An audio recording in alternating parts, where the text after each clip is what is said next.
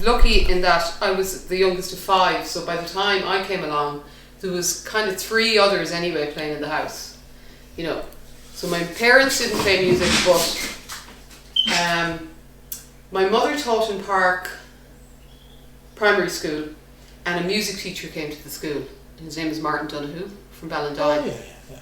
Very good. And he started teaching music in the school. So my older siblings were going to school and all that, and so they started, I presume, maybe the whistle, I suppose, piano recording. I suppose that's what they were on. And there was a bit of melodica stuff, but I don't think that was to do with Martin, do you know? But anyway, by the time I was going to school, he'd actually stopped coming to that school, but we used to meet up with him on a Thursday night in Manila, and he taught in the school there in Manila, and I have very, very strong memories of that.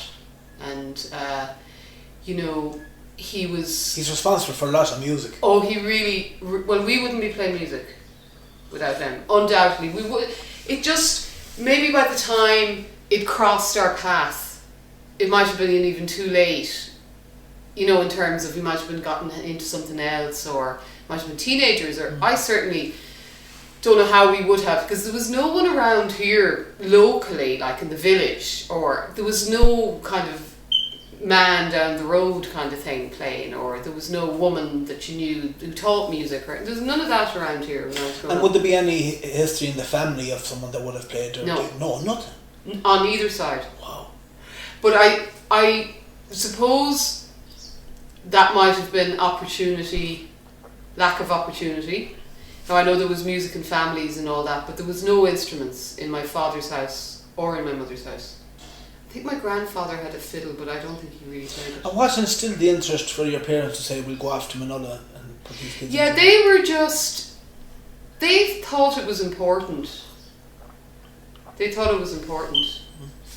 And I suppose we showed an aptitude and an interest in it, and they were very encouraging. So all along they drove it, and like literally driving around the place. So not just locally in Mayo, like, you know, the summer holidays we ever had were the Fleadh week and the week of Miltown Malbay in caravan. That was our summer holidays. Like, there was no, you know, so they dedicated themselves to that. Very much so. Yeah. Like, especially for people that didn't play really. No, and my mother would seek out, you know, records, the vinyl we had growing up.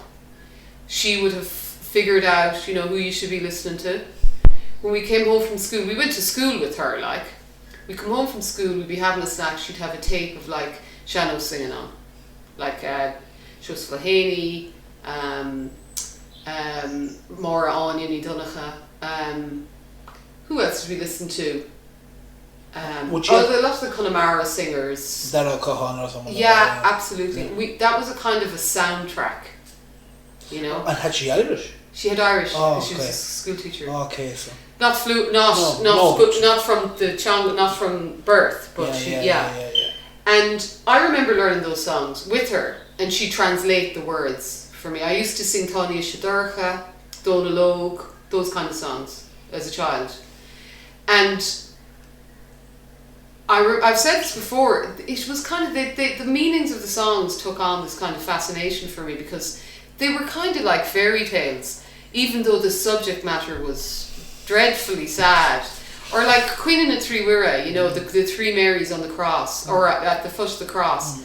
And that song really, like, kind of, more so than any religion class or any mass I'd ever been to, that kind of gave me this real sense. And do you think it was a combination of text with music? Absolutely. Yeah, the power the of way that it was melody presented. Yeah. The way it was presented. Yeah, it's you a know? very strong melody. Yeah. So, I mean, so that's the beginnings of it, in terms of, like, I would go back completely and utterly, only ever, first of all and last of all, to my parents. And I don't mean in any kind of, you know, the platitudes and all that. No. It's just the way it is. They were the people that instilled this in you, through their own... Absolutely. And selflessly, like my mother didn't want to be going off up to Manila on a Thursday night after a day at school, like with 5 young kids. You know, it was important. It was important.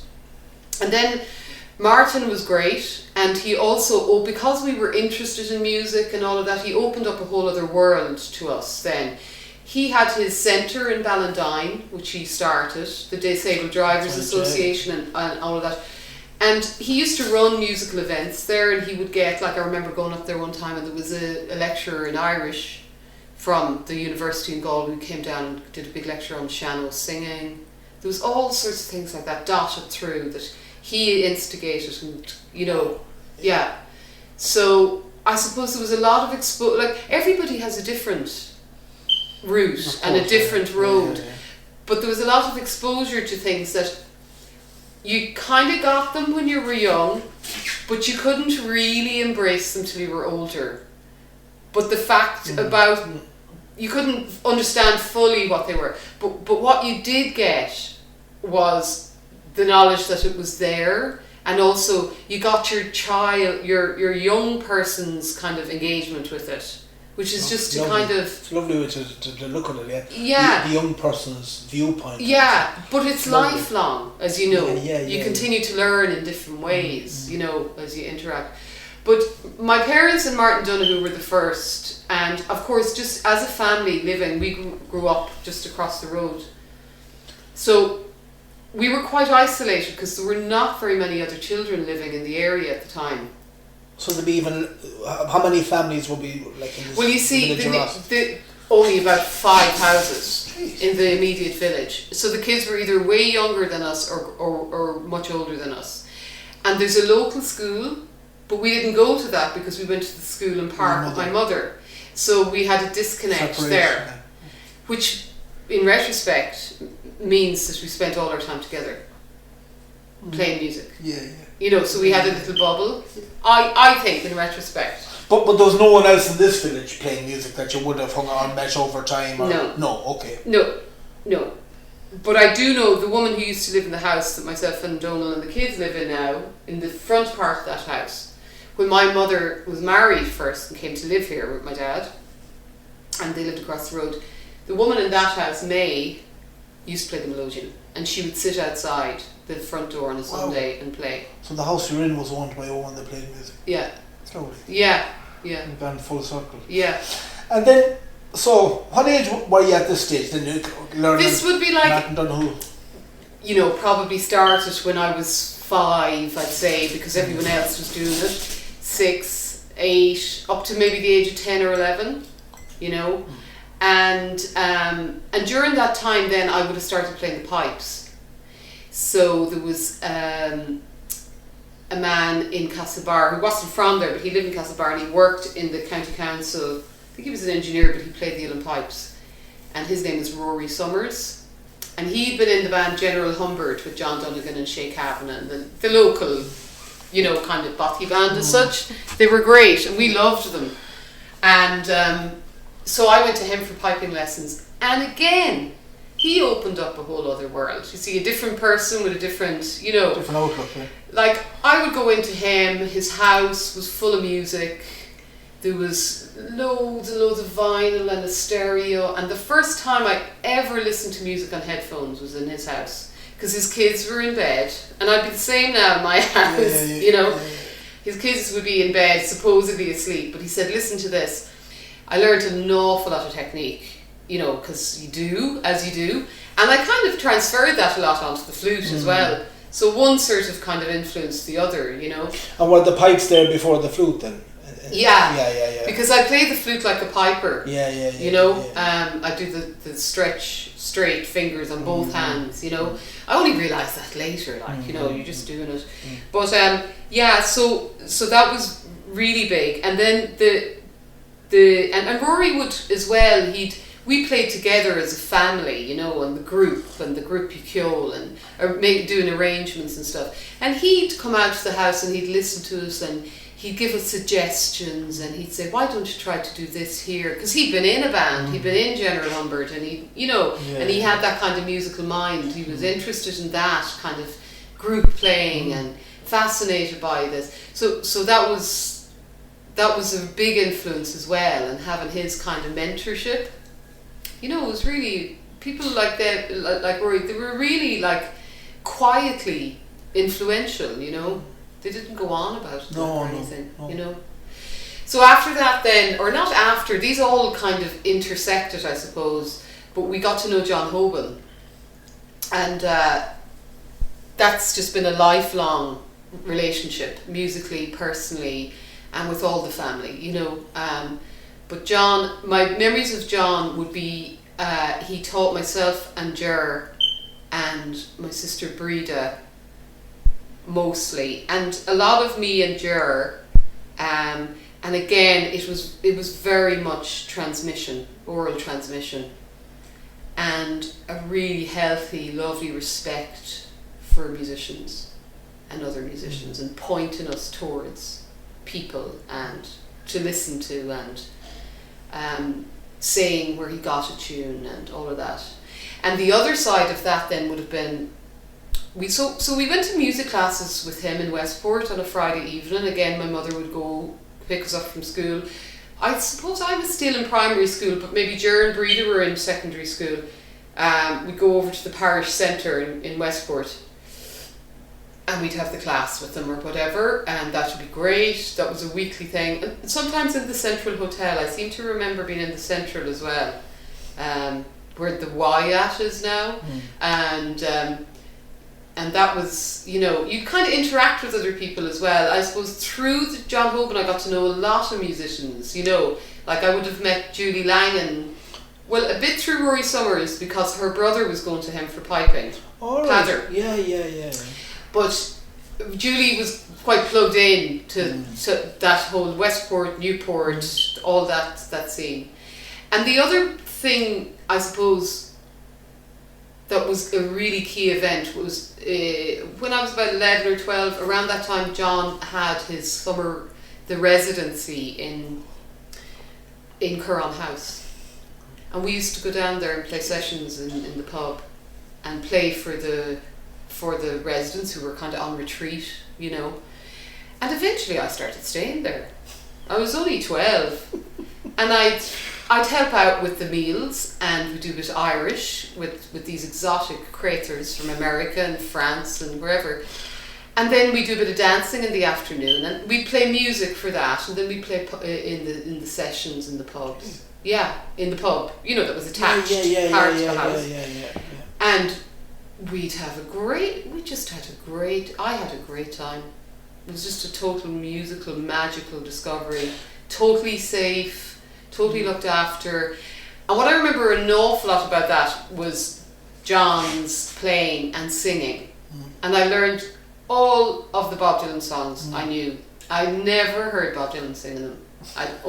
So I knew Tangled Up in Blue and The Times They Are Changing and There's a Hard Rain. John Hoban was the first person I heard all those songs from, and more. Yeah. But like, I joke with John about it, and I say, well, the first time I heard Bob Dylan singing that, I was going, he's making a total hames of it. How dare he sing John Hoban's songs? Yeah, exactly. Yeah. Exactly. We were from the same county and kind of grown up in a county where it's lately considered the poor cousin of Irish music in the country, and how it felt to meet a similar age group of people from a different part of the county even. That's a really important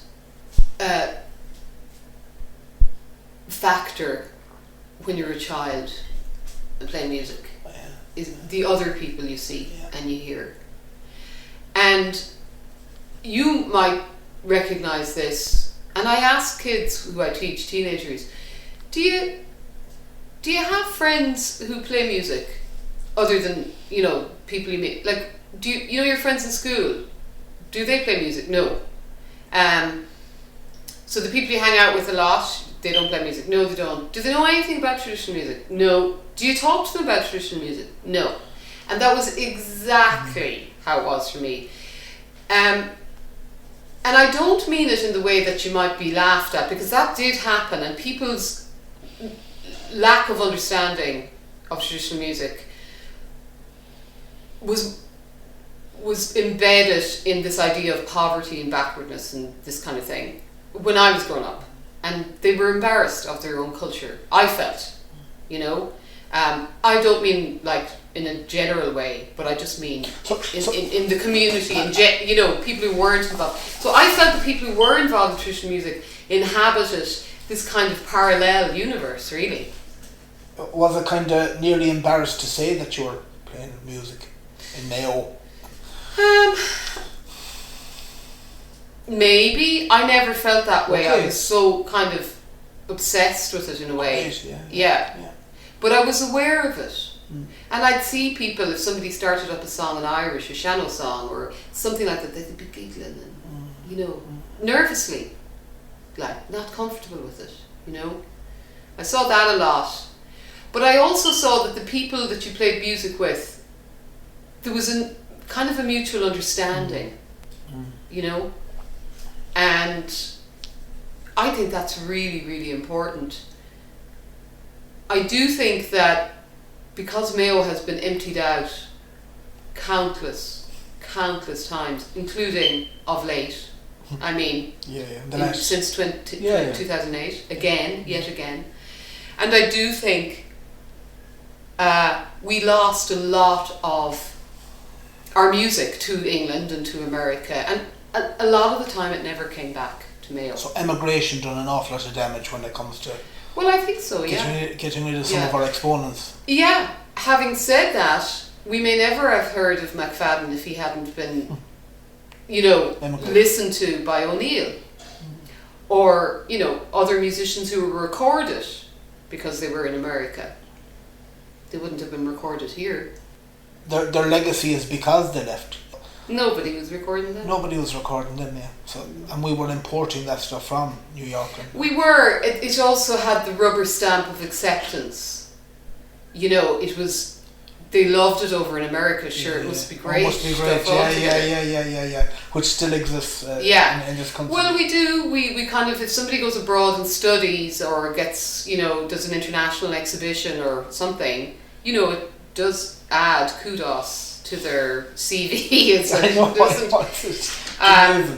I suppose, you know, the Music of Mayo project that I'm involved with, it's not really about waving the flag as such and saying this is for Mayo and Mayo is great, and we know Mayo is great. We don't want anyone else bothering with that.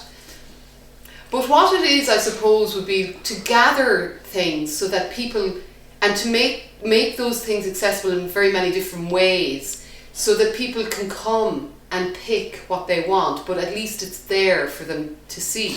You mentioned McFadden, like in documentation McFadden was mentioned to us from Galway, or from Monaghan in some cases, or Donegal. Mayo was very seldom mentioned. John McGrath wasn't mentioned. There's a huge issue with the border. There's huge issues with the Sligo Roscommon. There's huge issues, you know, we see it all the time. Peter Conlon. Yeah. Kevin Henry's obituary, you know, is interesting in that he's not from Mayo in it. Castle is in Sligo. You know. You could throw a stone. Yeah. From his house. A lot of discourse about those, you know, and Brendan Tonra. There's a map on the back of his. This is a very makeshift book of his tunes, of his compositions, and there's a map, you know, just as a kind of a graphic design of where he came from in Mayo, and it's Brendan Tonra, Sligo fiddler, on the front. Okay. So there's a lot of that, as we all know. I do think that Sligo music, because of Coleman, etc., had become the central force in the popularity of traditional music via the 78s and all that. So it was the Vienna of Irish music. I mean, I'm speculating completely because, you know, I'm just going by the little bit of knowledge I have on it. There's far more expertise on it out there. But I do think that people may have allied themselves with the Sligo tradition because it was more well known. You know? Yet, and you know this, if you look at the western seaboard, the coastal counties of the west of Ireland, when you hear Donegal and traditional music, you hear Bang. Yeah. It goes, die. Yeah. You hear Sligo. You hear Leitrim. It's got 15 miles of coastline. You've got Leitrim and Roscommon. You've Sligo distinctively. You've Connemara in Galway. You have Clare. And you go down and you have Limerick, East Limerick, and you have Kerry and you have Cork. Right. And guess who's not in there? No, right. So can we blame emigration for all this? Really? No, because it's not just you that. know Okay, it's not. not. Just that. It's right. not. Okay. Some people would say, Mayo people never went on about themselves. That's not true either. There was a rural kind of shyness. There was this sort of, not blowing your trumpet. There was loads of that, but that's an Irish thing that has kind of. But why do we have it more than our neighbours that were just across the border? Maybe we have more humility. Maybe we have less to be brandishing around the place. We're quietly where we are surviving. But are we proud? Do you think? Yeah, I do. But I do think as well that a huge amount of culture is completely and utterly overrun and people don't know about it. I mean, I think without sounding like, sorry, you don't know anything about this, but really, most people, because they're Irish, they say, oh, well, I know what traditional music is. And I'm not being elitist, but they actually don't understand what they're saying when they say that. They don't know what they don't know. And what can you put that down to? Representation of it. I mean, Irish traditional music is, as you know, happens in so many different places and forms. If we sat here to play music, that's as important as the somebody playing in a pub. It's as important as somebody playing in a concert hall, and God forbid a stadium. Do you know what I mean? It's as valid. It's a different. It's a way of playing, and being an oral tradition, the idea of the fact that it has been sold so many times in so many ways, and that sometimes performers, and should I say artists, are just performers and they're not given time or space to really even look and reflect or work on their music or just be the artist, the musician they are, instead of like pandering to a promoter that says, well, tonight we have this crowd and I'd like you to play this. No, this is what I'm playing. This is the tour I'm bringing, or I'm not bringing any tour. But people don't do that as if to make a living out of it.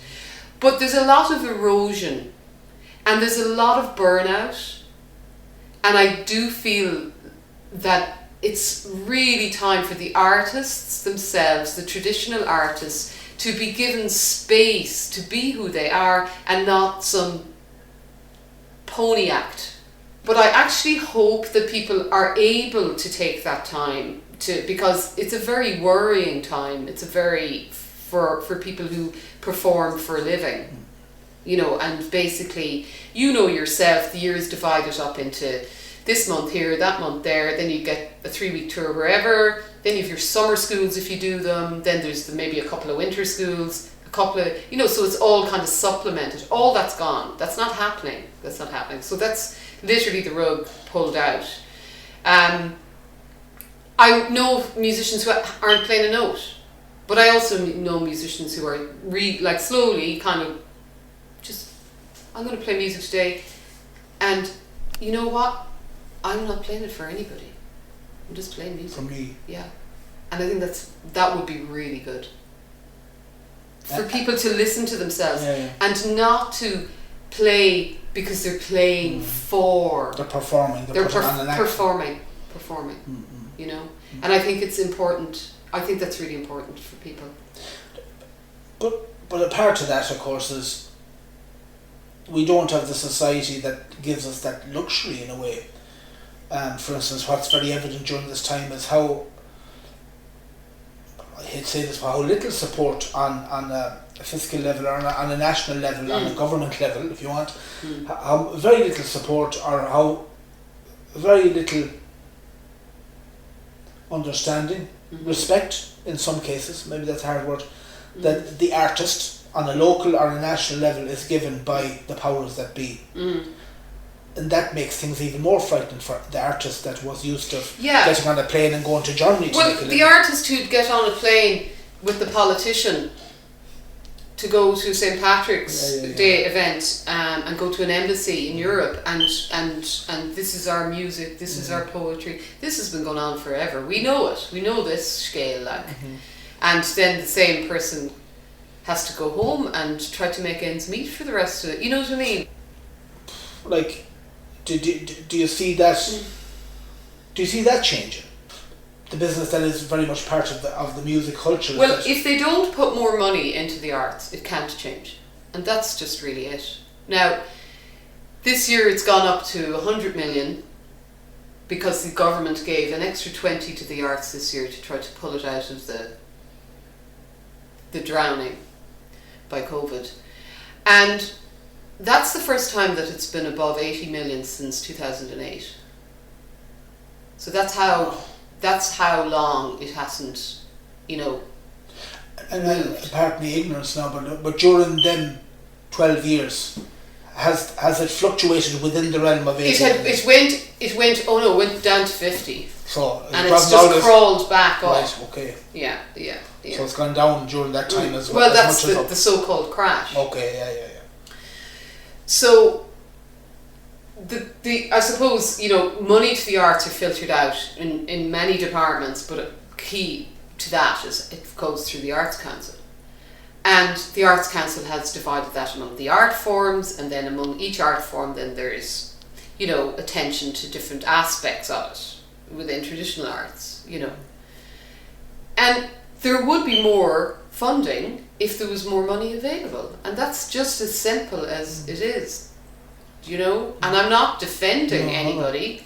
I'm just saying that if the government policy was to feed the arts, then there would be more money, and there would be sustainability and infrastructure for the traditional arts in Ireland. As it is, we're still migrating to make a living. Most people are, you know. I was talking to another artist in Mayo, Jim with Guilty, and he mentioned the word that stuck to me: periphery. The periphery. It has this kind of imagery of out in the sticks, out in the edge.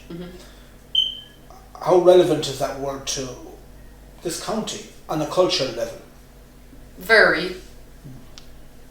Yeah, very. Again, it's a lack of understanding,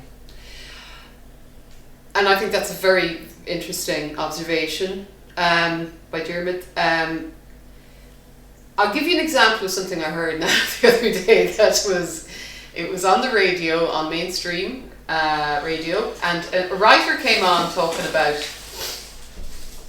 a piece of a short story he's written, and it's an audio kind of, it's for charity and it's great, whatever.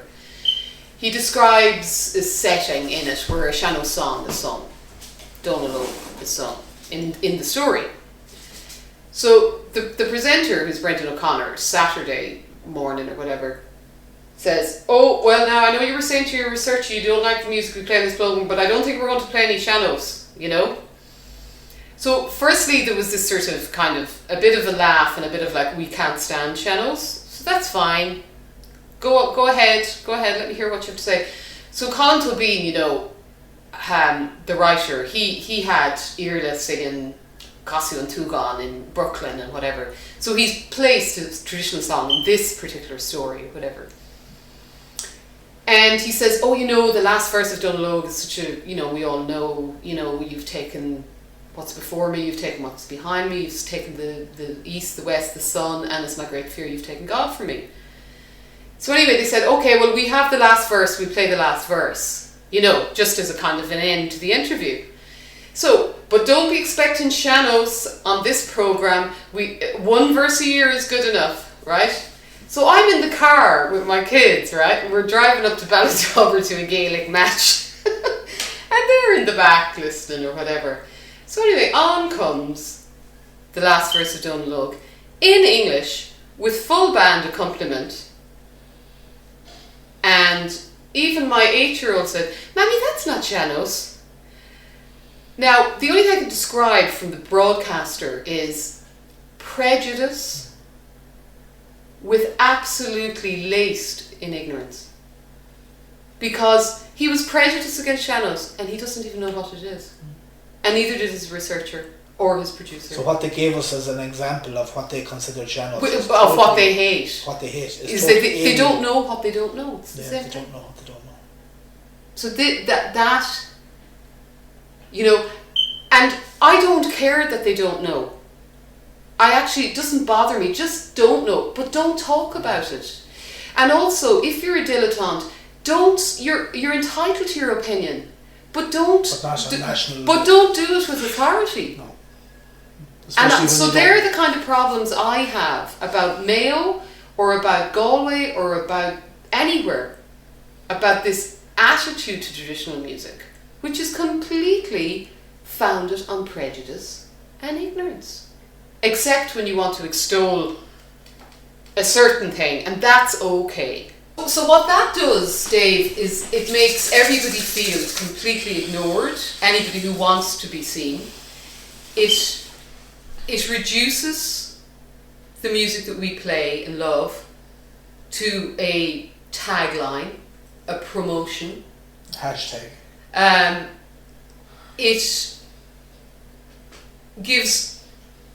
It tries to give ownership to people who don't really have its best interests at heart. And it is a precious thing, and it needs to be looked after, because it's been lost many, many times, you know? And I do think we have a generation of musicians now who are in their 40s, 50s, who know how to play in the way that music is part of them and not part of some merry-go-round. And the worst thing that happened to traditional music was commercialism, because where there's commerce, there's exploitation. So when Cloud Records started, it was with the right reasons. They recorded Leo Rowson. They put beautiful covers on their records. They recorded poets. They recorded artists. They recorded people who needed desperately to be recorded because their work was so obviously individual, you know? Now, other artists came along and they were absolutely brilliant, but when the record companies became involved on an international basis, I have CDs in the house with reissues from vinyl, which were licensed or bought over by a company. The tunes are in the wrong order. The cover is something, there had been a beautiful bespoke cover on these. Because they couldn't get the artwork or get the license, they put some sort of tourist image on it. And that's the kind of thing I'm talking about, that those things are really, really important. They're really important. So this level of commercialism is just a quick buck for the boys kind of thing. Well, look, it happens. It happens. There's been no protections for musicians who go out into the world. We have to learn it the hard way. Most of the time, a lot of the time. You learned as you went along. Yeah. Nobody said, do this, do that. I mean, I had a few people in my life who, I suppose, said a few, but I was able to hear them. You have to be able to hear when someone's giving you advice, you know, and who helped me along the way, who did, you know. And they didn't know they were mentors, but they were, you know. And but all they were telling you was their experience. Exactly. But I think that would be really important for people to sit in a room and for people to give their experiences and to say why this isn't good, how can we make this better. And do you think on an education level that could be brought in? For instance, like music colleges, are they doing enough to kind of educate? Well, it's not all about getting on a plane and going to New York and having a great time. Yeah, absolutely. They really need to do that, and I'm not sure if they are, but I mean, it would be interesting. There's traditional music courses in UL, in Cork University, maybe in their IT, definitely in Waterford IT and DKIT and various places where, you know, even one day of 4 years in college, it's going to go in. It's going to go in if you have that. And if it's told to them in the blunt honesty as how you would have heard Yeah. it, I mean. Yeah, and you could do that, and I think it'd be really important, because what it does is it makes people realise, okay, so if that's going on, that's not okay. Am I correct? And you go, yeah, it's not okay. So it's a bit like the Misha Fusta. You know, what I think that came out of that was the best thing was buckos or owl lads, right? You now know it's not okay. You did know it's not okay. And also, if you do it, you're going to be called out on it. And that's important. That's important. And it's the same thing. And I'm not talking about like who has a record contract now? Nobody. No. Who has an agent? No. Who has, that doesn't exist. But there are other ways to protect yourself from, oh yeah, we bring a dancer, because that's what you want, is it? A mini river dance? Ultimately, that's what's been going on in the States now since Riverdance, hoovered up all the... They all need a dancer. Yeah. The problem is that, you know, people are afraid. I really need this 3-week tour with the 21 gigs. You know, that's going to get me through the winter. You know? I want this 3-week tour in Germany because I know back in my own country, I got an opportunity. Yeah, you're not going to make that. You're not going to do that. There's no infrastructure for you to make that kind of living. There's none. So you're not being protected. No, you're not being protected. Yeah. And also there's no guarantees, because if you do get funding, great, but you mightn't. And then the next time, if you do get it, great, but the next time you mightn't. Or you will. It's a lottery. Like it is down to that because of the lack of funds. Yeah. So, you there's know, only so much to give. Yeah. We'll come back to you a small bit now. So you playing your music here, then you went off to Dublin, I take it. Yeah. You went up to university or... Yeah, well, I actually went to UCC to study music. Right. But I just did a year there and I didn't, it wasn't for me. And I moved from Cork then to Dublin and I became a musician full time. That's what I wanted to do anyway. Right, to play. Yeah, I just wanted to play music. So you went up to Dublin. Would you have had the day job as well, or was it not playing? Yeah. Well done. Yeah. No. Wow. I've never had another job. Great. Yeah. But you know, there's many jobs in music, as you know. Oh Jesus! You know, I hate to not take away the word job. Of course, the job of like how society. No, but I didn't know. Yeah, and you did. There's many a time, Dave, I thought, Jeannie, if I'd only done that, and I could be doing me music then during the summer, or I could be doing, you know. It's not the same. It's not. But so Dublin was great. It was the what years were these? Yes, early 90s. Okay. So 91, 92, I think. And then I had a little bit of an infrastructure there in that, again, there were family members in Dublin who were kind of out and playing music, you know. But basically we would just try to get sessions. We played, you know, in places where there had never been music, like Keating's down at the end of, it was on, do you know where it was? It was Mary Street and Henry Street at the time, and it's actually a McDonald's now. I remember going into Jim with the Guilty in the lad used to Jeremy used to come down to the Thursday night. That was a great session. That was started by my brother John and Kevin O'Connor, the fiddle player from London. Yeah. And they actually went to John Keating and said, I think on a St. Patrick's Day they went in to play music. Just to play music. They had no gig or anything. And Keating said, I'll give you a session, like, you know. So that's where that session started. So this was at a time when it was easy enough to get an old session in Dublin. No, I don't think so. I don't know. You see, I suppose in a year or two after that, traditional music became wildly popular, you know, in that kind of sense. But it was an unusual place to have a session. Like, I remember walking down that street to get to that session. And no matter what angle you came from, there was nobody around. No one, you know, and it was a dodgy enough part of town, like. That was a great one. And then from that, a Saturday night session started there as well. Now, the whole pub moved down a block and it became Smith's. That's well later now. Much later. Yeah. And I played there a couple of times, but never really. It was a different vibe. But those Thursday sessions were brilliant. We played in a mad place called Thornbush on Parnell Street. I mean, these kind of like total dive bars, but like they wanted music. We were young. And were you entrepreneurial in the sense that you were going to say, I'd like to play? Well, we needed the money. You needed the money, yeah. But we knew that we weren't going to get a session in the established places of the time.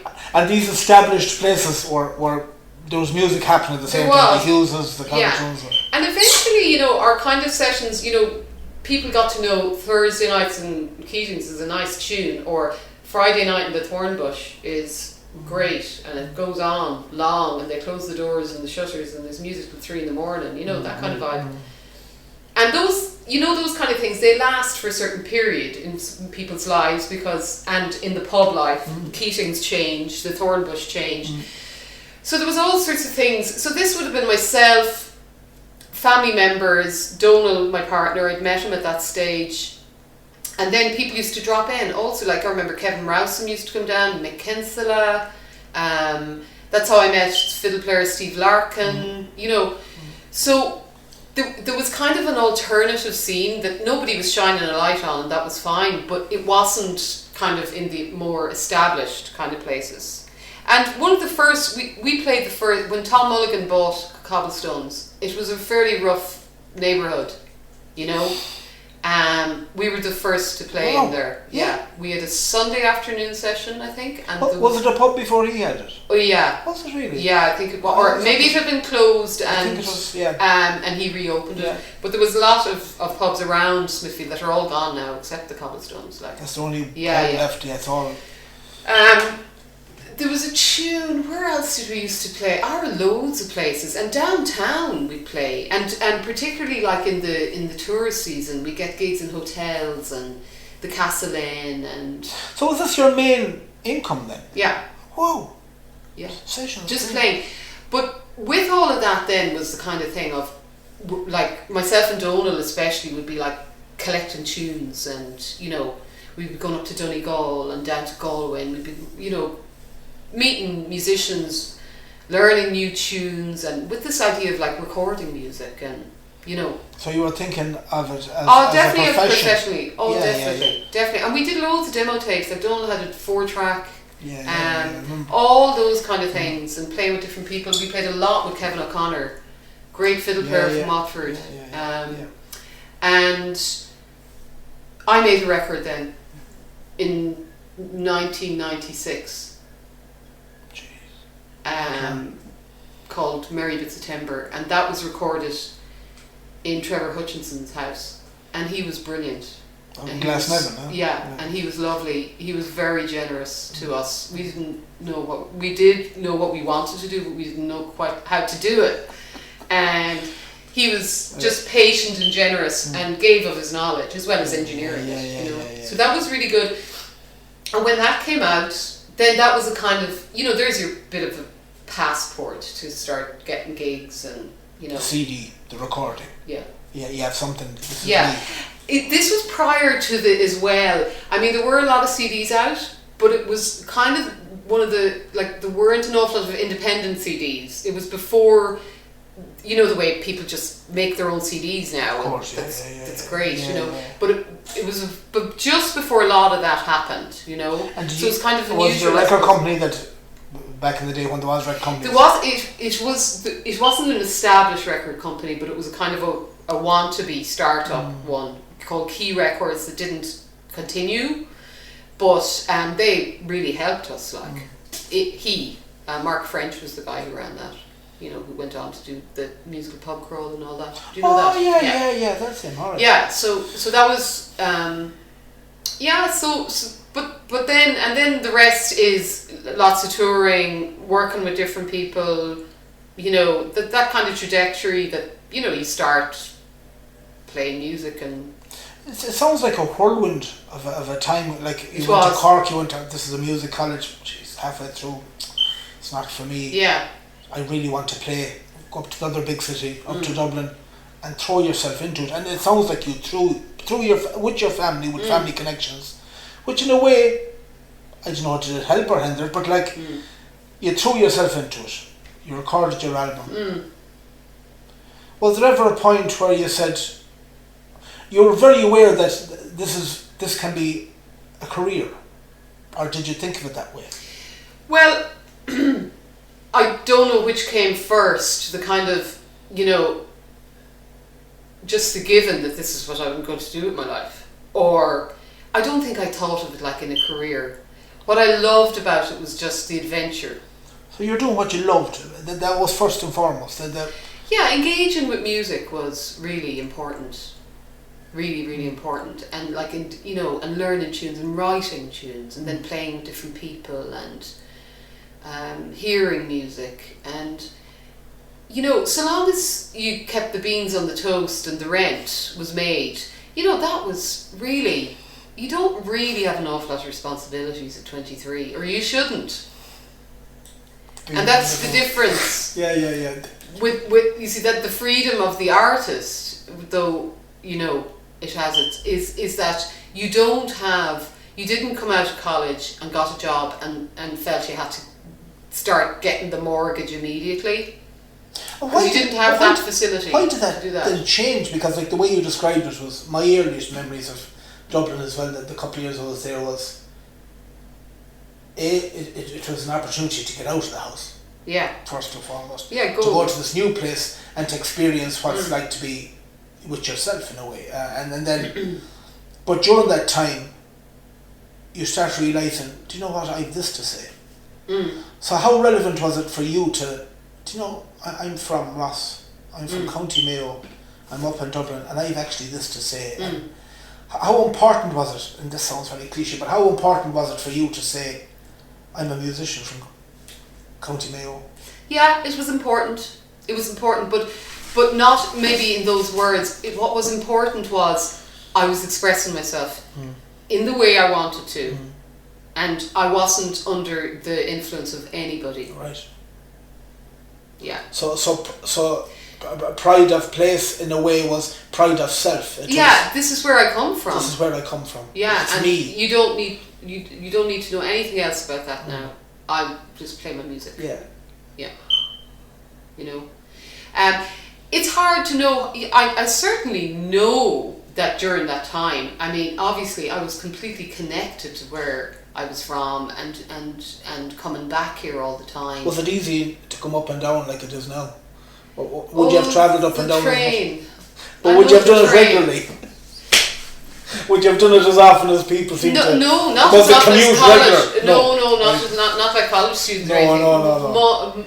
Once a month, maybe 6 weeks, all right. 2 months. Depending on what I was doing. Yeah. It was an awful lot easier to break into Dublin then, though, financially. Right. Yeah. Like I had a flat in the drawing room of a Georgian house on Eccles Street, and there was a landlady who had been involved in all sorts of things, but she was fantastic. But she knew I played music, and it was £20 a week, right? No, it was £25 a week. Oh. And I missed it. Wow. I missed it a couple of weeks, and and she came up to me one night and I went, oh no, she's going to give me the riot act now about the rent. Emer, I think 25 is too much. Will we say 20? Oh, God love her. And she was in this grave restorers society. So basically what they do is they clean up the graves of the patriots. Oh, okay. All right. So it wasn't just a general grave. Oh, no. I was inside Mountjoy prison at graves in there. I was up in Glasnevin playing the flute at commemorative events with our landlady. And we'd go to the Brian Baru pub in Phibsborough after for tea and sandwiches. And she was awfully... Wow. Yeah. So she it was fantastic. She kind of took you under her wing kind of totally thing. Totally supportive. Wow. And I remember one night there was a few people in my flat sitting around, and she came in and she said, I just want to say to you all, the vote on Maastricht tomorrow. Please vote no. We are giving away our sovereignty again. Countess Marksovich herself. I know, she was fantastic. But, right, so what I'm saying, 20 quid a week, oh God. a bit of teaching and sessions. And then they turned, a lot of that turned into gigs as well. And actually in the late 90s, there was a lot of corporate gigs. Birth of the corporate gig. Yeah, like over in the Four Seasons and Clontarf Castle and out to this place. And then rich people, very wealthy people, having house parties who wanted trad because it was the thing. So we got a lot of... But you developed that scene then because you got... Yeah, we knew the scene. You knew the people. What was interesting as well, I suppose, was we lived in the North inner city. North Great George Street, Eccles Street, Blessed Street, all that area. And there was a gang of us, but we weren't... There was a few traditional musicians, like myself and Donal and some of my family. There were a lot of people who had gone to art college. Good few. And there was a cohort. My brother studied film in Dún Laoghaire, so he had a gang of friends who were like film people. So there was visual artists as well. My other brother was up in Mountjoy Square, where the art college was there at the time. So the visual artists, filmmakers, traditional musicians, and enthusiasts. Unbelievable. Hanging out. What a collection of So you were kind of plugged into a lot of people yeah. and into a lot of different scenes that you normally wouldn't be traditional music or involved in. So you'd be do you think it was cool to play? I hate that word, cool, but was it kind of popular to play Irish music then? Looking back, of course. Not really, no. But for some people, they just saw something in it. When they'd see a gang of people like us together, like Frank Tate, the instrument maker, he describes that he walked into the thorn bush. He moved from Belfast. He moved down to Dublin. He walked into the thorn bush, and we were playing there on a Thursday night. This is how we met him. This is 1994. And he said... He saw these bunch of people playing. He said, I saw Donald Siggins playing the mandolin, and it was obviously me and Breda, Dee Armstrong, maybe a few other musicians, and he says, Jesus, I want to do that, you know? So kind of, you know, it wasn't, he didn't expect to find traditional music in that way, in a dive bar in Parnell Street, with young people sitting around enjoying. But some people saw it as wow then. Some people came that man. I suppose it had the penny drop moment for him, as he would describe it. Of course, now. him would be different, but the Joe Soap that come in like they listen to you. Like I mean, the pubs are open you because they did listen. Yeah, they did. Yeah, they did. Yeah. I guess, and other people were just the telly be on silent and they just be watching that.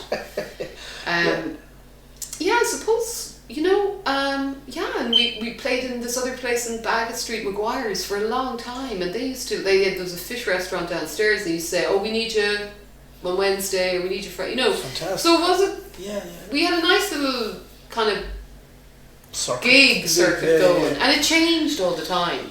It changed. And how many years was that going on then? Do you know, at the time it seemed like a long time, but some of them were like, some of those things, those eras, like, in all about 5 years. But maybe some a year and a half of, like, say, the Thornbush session, which was infamous among our peers, was like about a year and a half. Then, moved on to somewhere else. And then different people were doing different things in their lives as well. So, and then I was away a good bit more because I started going out of the country then to play, And can you talk a bit about that? We say your first introduction to the international touring. Yeah. It was really disappointing, mostly, to be perfectly honest. Yeah. It wasn't what you thought or what you... It's hard to describe because I didn't like think it was... It wasn't because it was hard or it wasn't because it was this or that or the other. But... mostly it was where you played, and sometimes it was the kind of... I'll make more tea. You're grand. Sometimes it was the kind of... this prescribed thing, a lot of it prescribed, kind of a preconception of what traditional music is. Played some, where the gigs were great, they were brilliant, like some really brilliant gigs in Brittany and in France. A lot of very good, energy around music. Musical meccas too, like Brittany. Yeah, exactly. Some nice gigs in America, some,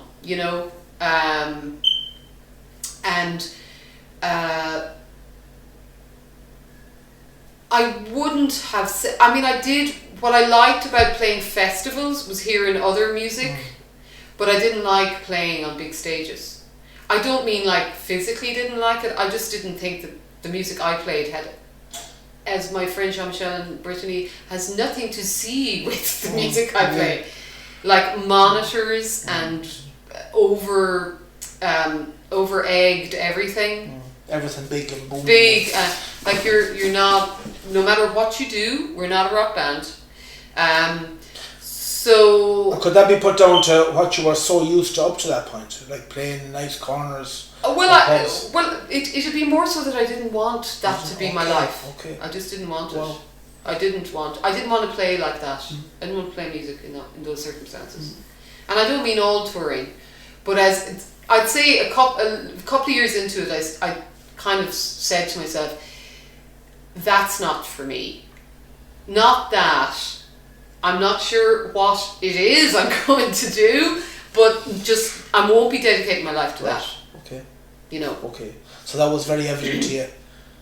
Very quickly. But you were still based in Dublin at the time. I was based in Dublin, yeah, absolutely. And then you see, in 1999 I started playing the pipes with the Afro Celts. And which is like just totally jumping into the sea. Like, first of all, I was just replacing Michael McGoldrick for a few gigs. And that was then another type of touring where you were playing massive rock festivals and real high-end touring. Like, they had really good record deals, so there was, very good conditions on the road. So I was glad that I got to see, this is what a really kind of a band that has money, so in other words, like luxury touring, really. Well, good hotels, and the other thing would be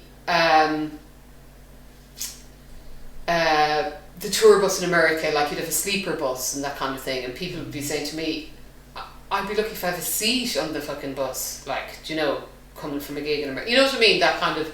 So there was that sort of touring. But something, I was glad I saw it, because it's great. I was young, very young, really, and it was great crack, and I loved going to world music festivals and playing all these WOMADs all over the world, and that was really good. And like, what I mean by that is an experience for a person, but like, I wasn't playing traditional music, like I was playing something else. You weren't you then. You were this other person, and I knew I wasn't. And you were going through the motions, and it was great, and it was an experience. Was great. Okay. Yeah, and then that was that. But I was glad to experience the world through that visor, because it was like being a kind of a.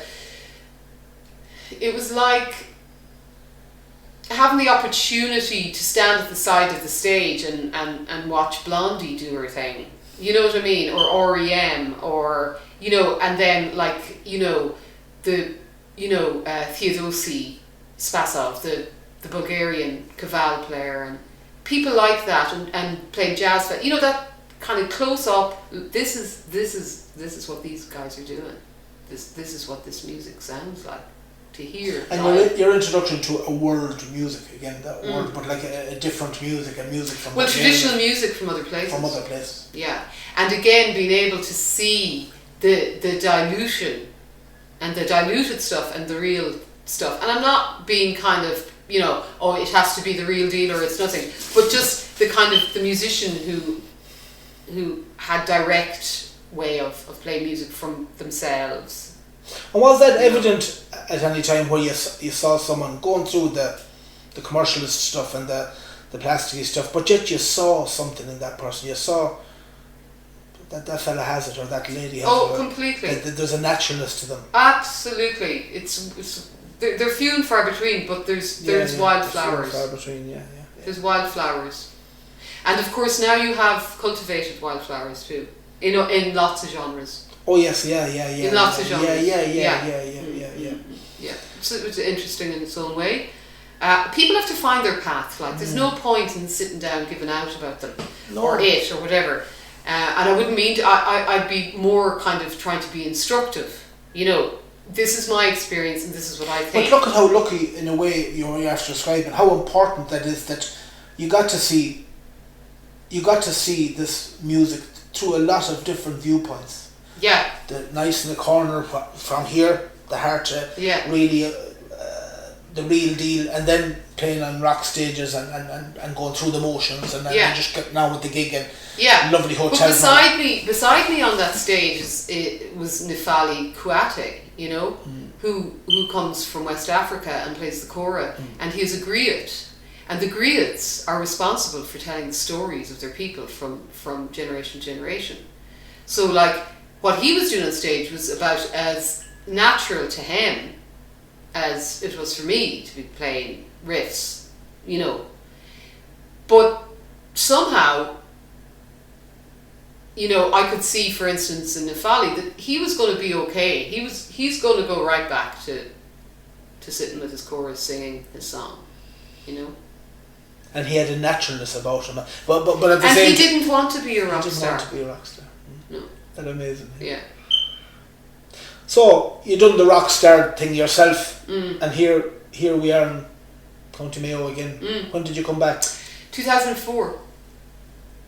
16 years ago. Wow. Yeah, I dragged Donald over the border, Fair got him a visa, changed the passport.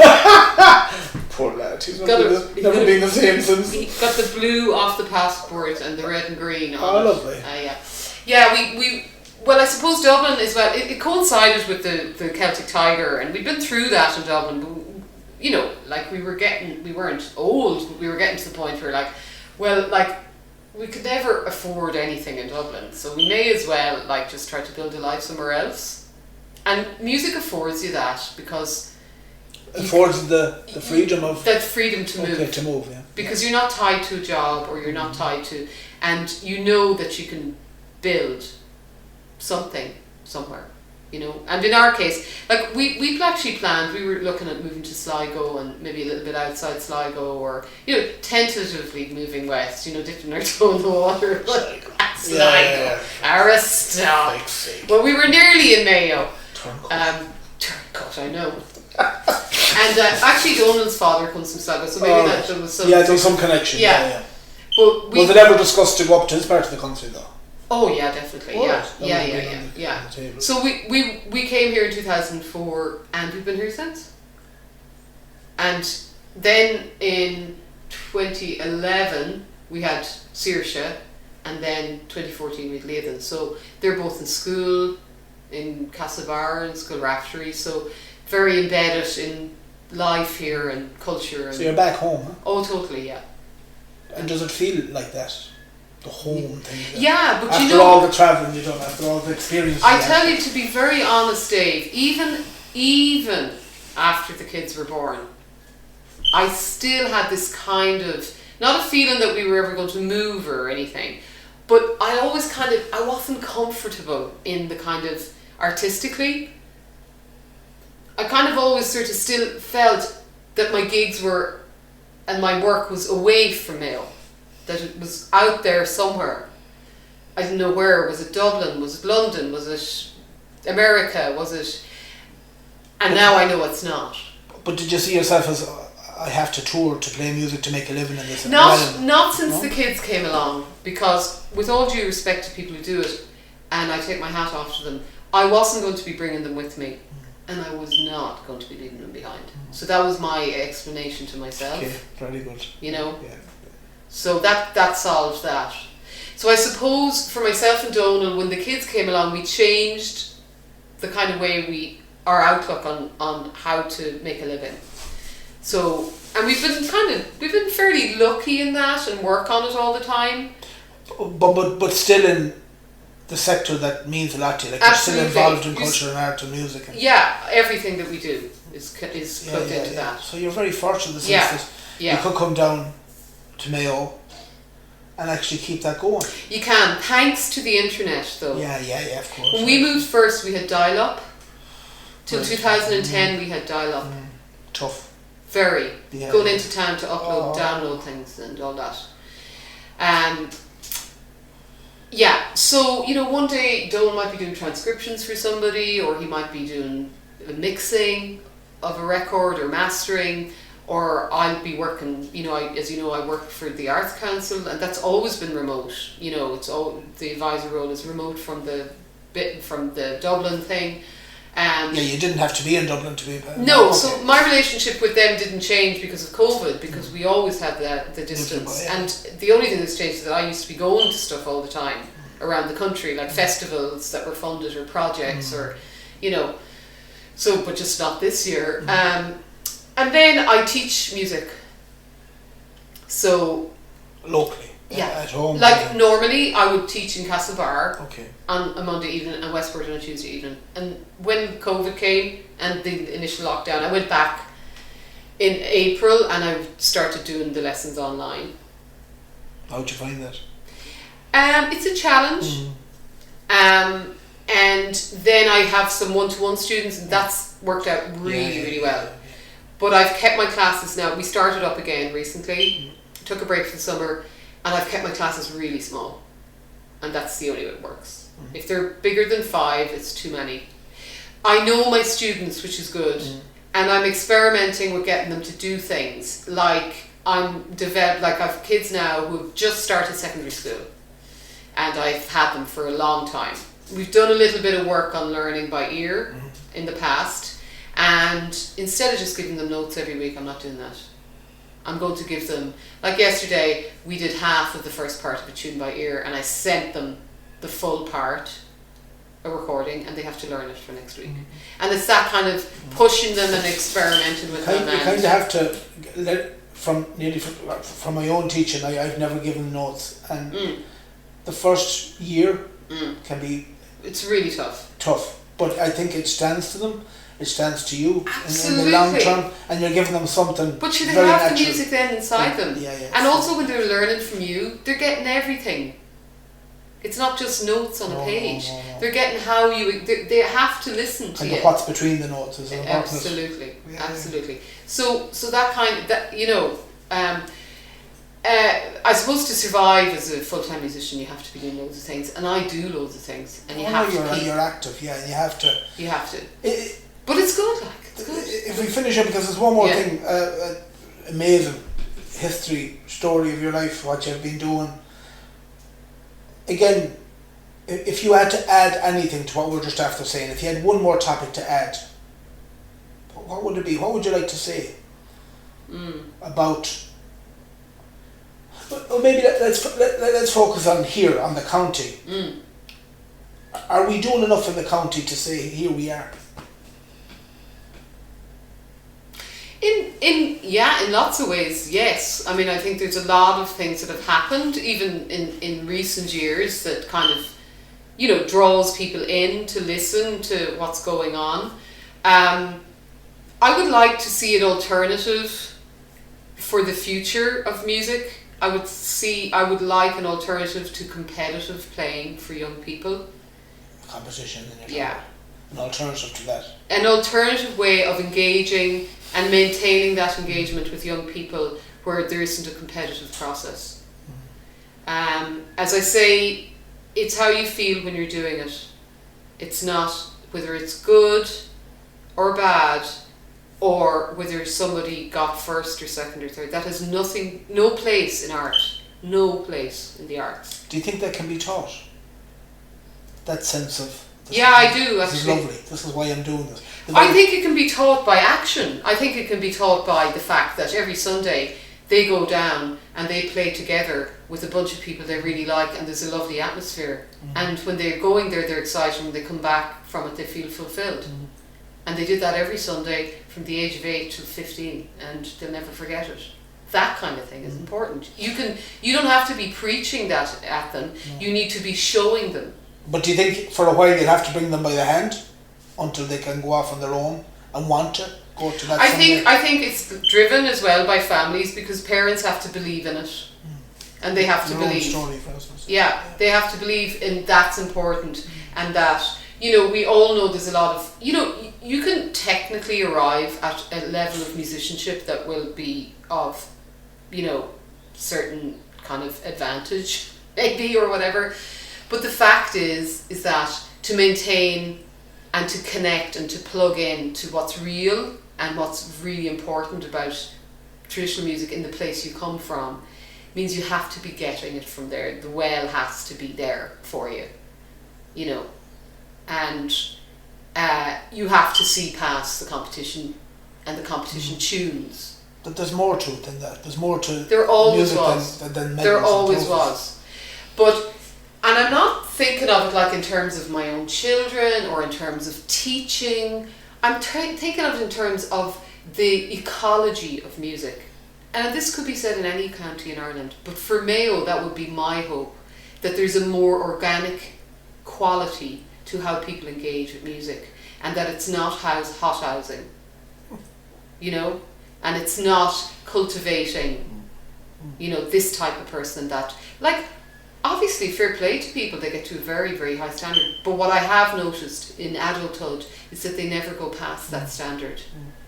Or it's not so much standard then, because it's kind of like, what's that music? Where are you in that? Where are you? Yeah. And sometimes is it the incentive for the young one to play the medley? We've been told that if you didn't have the flash, you'd never get them to practice.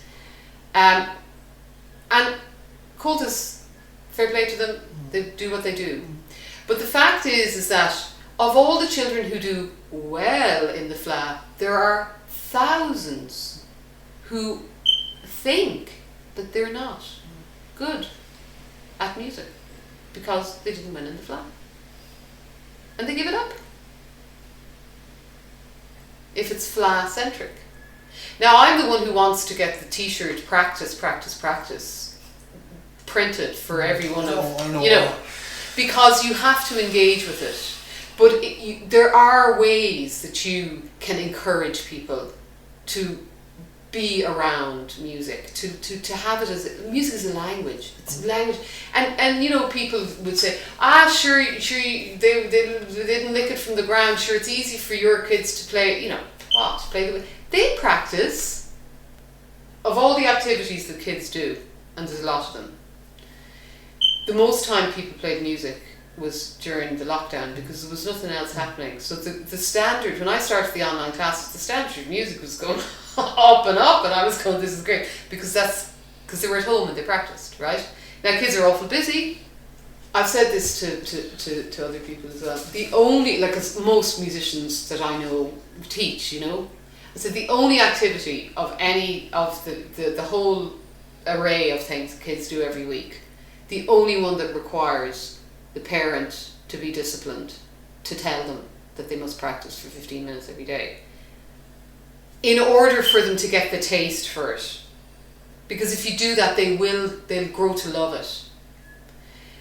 It's the only activity. You don't practice tennis, you don't practice swimming, you don't practice football, you don't practice horse riding, but you must practice music.